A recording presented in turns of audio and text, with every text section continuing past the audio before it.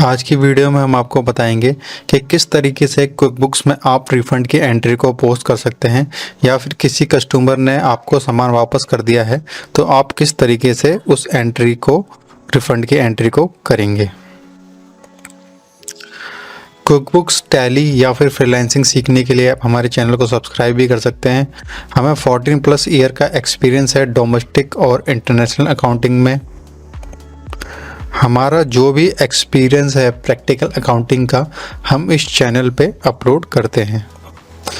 Accounting, freelancing या फिर QuickBook से रिलेटेड वीडियो देखने के लिए आप हमारे चैनल को सब्सक्राइब भी कर सकते हैं। हमारे चैनल को सब्सक्राइब करके आप फ्री में वो चीज़ें सीखते हैं जो आप पैसे देकर भी किसी कोर्स में नहीं सीख सकते। अकाउंटिंग सिखाने के साथ साथ हम ये भी सिखाते हैं कि आप किस तरीके से अकाउंटिंग में फ्रीलांसिंग कर सकते हैं और घर बैठे बैठे भी किसी जॉब की तरह पैसे अर्न कर सकते हैं।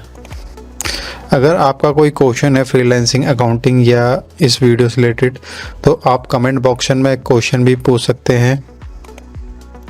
और अगर आप क्विकबुक्स में प्रैक्टिस करना चाहते हैं तो हम 10 दिन का जो फ्री ट्रायल है वो दे रहे हैं, तो हम आपको अपनी टीम में ऐड कर सकते हैं, जिससे आप 10 दिन तक फ्री में क्विकबुक्स को चला सकते हैं और जो हमने क्विकबुक्स की प्लेलिस्ट में सिखाया है उसको आप प्रैक्टिस कर सकते हैं।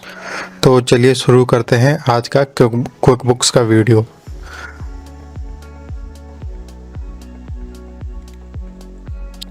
क्विकबुक्स में रिफ़ंड की एंट्री हम तब करते हैं जब हमारा कोई कस्टमर हमें सामान वापस कर दे, या फिर कस्टमर जो एक्सेस पेमेंट कर दे, या किसी भी वजह से हमें कस्टमर को पैसे वापस करने हैं।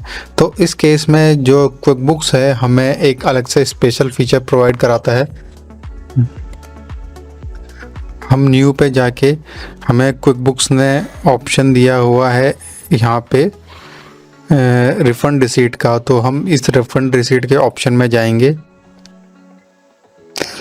और जैसे सपोज़ करो कि जो कस्टमर है उसने हमें 10,000 रुपीज़ का जो सामान है वो वापस कर दिया है, तो हमें उसकी एंट्री करनी है। तो यहाँ पर हम कस्टमर को सबसे पहले हमें कस्टमर को सेलेक्ट करना है जिस कस्टमर ने हमें जो पैसे हैं वो रिफ़ंड करे हैं। तो यहाँ पर जाएंगे कस्टमर पे,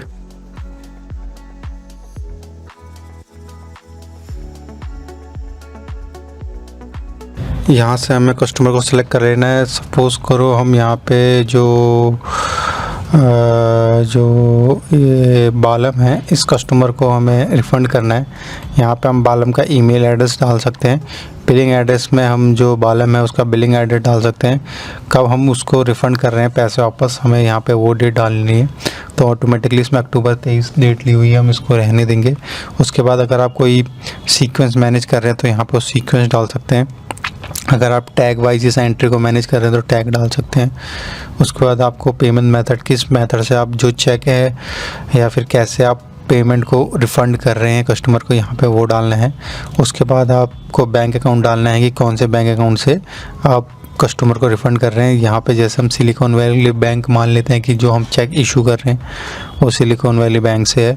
यहाँ पे सर्विस डेट को हम रहने देंगे। यहाँ पे हम कौन सी सर्विस हमने उसे दी थी जिसके अगेंस्ट उसने हमें जो प्रोडक्ट है वापस किया, या फिर हमने कोई काम ख़राब कर दिया और उसको हमें कस्टमर को वापस करना है। तो हम सपोज़ करो बुक कीपिंग में हमसे कुछ गलतियाँ होगी जिसके लिए कस्टमर 10,000 का रिफ़ंड मांग रहा है, तो क्वांटिटी को रहने देंगे और यहाँ पे अमाउंट को 10,000 कर देना है।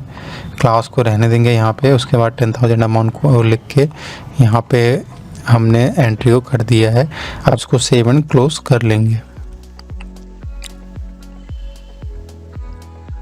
तो यहाँ पे क्विकबुक्स जो है वो नोटिफिकेशन भी दे रहा है कि 10,000 जो है वो उसकी एंट्री हो चुकी है। अब हम कस्टमर के जो लेजर है उसमें जाके देख लेते हैं कि एंट्री हुई है कि नहीं हुई है।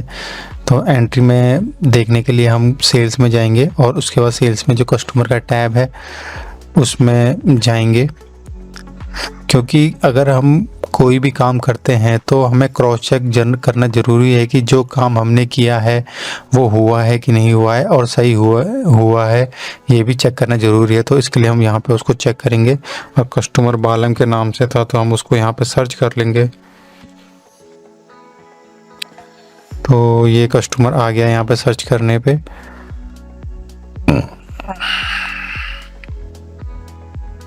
तो यहाँ पे हमें ट्रांजैक्शन लिस्ट में जाके देखना है। ट्रांजैक्शन लिस्ट में जो बालम है उसमें 10,000 जो नेगेटिव आ रहा है, इसका मतलब कि 10,000 हमने बालम को पे कर दिया है। यहाँ पे ये रिफ़ंड भी शो हो रहा है टाइप उसका, तो उससे भी हम कंफर्म कर सकते हैं।